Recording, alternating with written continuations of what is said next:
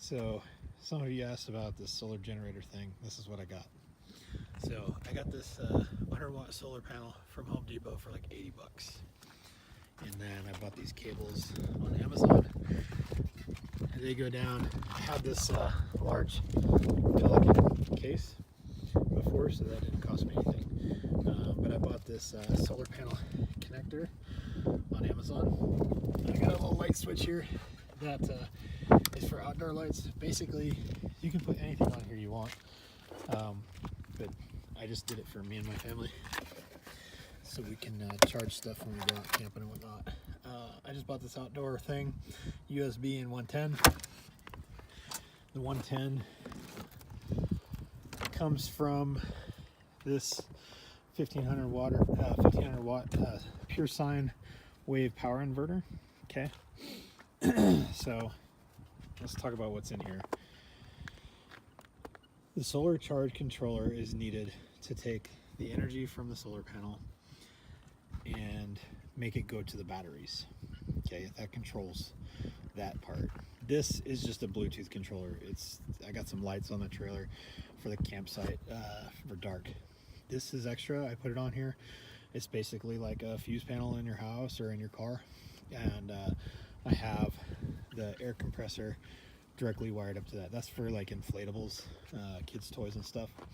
And then the lights. And I got plenty of room for more stuff if I want to put it in there. This is for DC stuff coming off the battery. It's not 110. This is for 110 stuff, charging phones, my drone, cameras, computer if I'm gonna be editing videos or anything like that. Okay, so it is really cold out here, so bear with me. All right, so I just cut out a piece of plywood and screwed everything to it.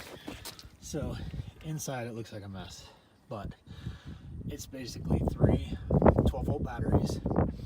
I wired the negative to the negative to the negative,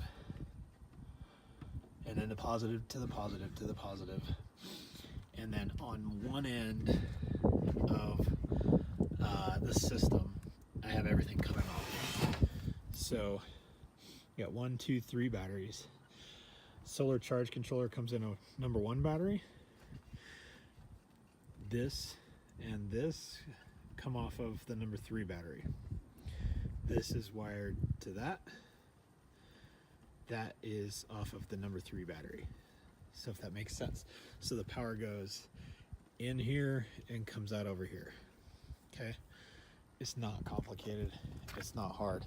If you have the guts, go on YouTube, check it out, and you can see it's just super simple to do.